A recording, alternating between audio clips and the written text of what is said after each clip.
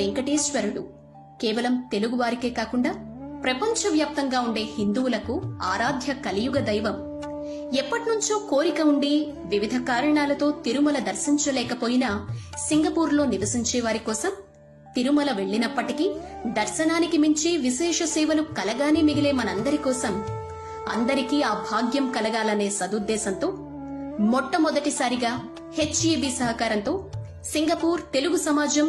తిరుమల తిరుపతి దేవస్థానాల ఆధ్వర్యంలో ఉత్సవ మూర్తులు, వేద పండితులు ప్రసాదాల్ని అక్కడ్నుంచే తీసుకొచ్చి సుమారు 3 రోజుల పాటు నిర్వహించిన తిరుమల తిరుపతి శ్రీ శ్రీనివాస కళ్యాణం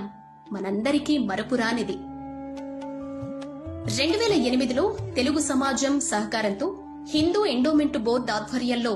శ్రీనివాస కళ్యాణం జరిగిన పుష్కర కాలానికి తెలుగు సమాజం పూర్తి స్థాయిలో భారం పడకుండా భారీ స్థాయిలో అత్యంత భక్తి శ్రద్ధలతో నిర్వహించిన ఈ కార్యక్రమానికి ప్రముఖ సింగపూర్ మంత్రులు షణ్ముగం గారు, ఈశ్వరన్ గారు, టీటీడీ చైర్మన్ వైవి సుబ్బారెడ్డి గారు, బోర్డు మెంబర్ చెవిరెడ్డి భాస్కర్ రెడ్డి గారు, ఆనాటి హై కమిషనర్ జావేద్ అష్రఫ్ గారు, హెచ్ఈబి చైర్మన్ జయచంద్రన్ గారు, అలాగే శ్రీ శివన్ దేవాలయంతో పాటు వివిధ దేవాలయాల కార్యవర్గ సభ్యులు పాల్గొన్నారు. కార్యవర్గం అహోరాత్రులు శ్రమించగా సుమారు 350 మందికి పైగా కార్యకర్తలు పనిచేయగా 45,000 మందికి పైగా భక్తులు పాల్గొన్న ఈ కార్యక్రమంలో ఇరు దేవేరులతో కూడిన స్వామికి అష్టోత్తర శతకలిస స్నపన తిరుమంజనం, 2 రోజులు సుప్రభాత సేవ, తోమాల సేవ, అష్టాదళ పాదపద్మారాధన, కళ్యాణోత్సవం,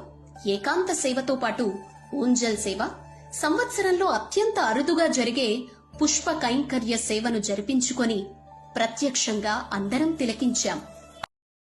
ఏడుకొండలవాడ వెంకటరమణ గోవింద గోవింద, ఆపద ముక్కులవాడ నాథరక్షక గోవింద గోవింద.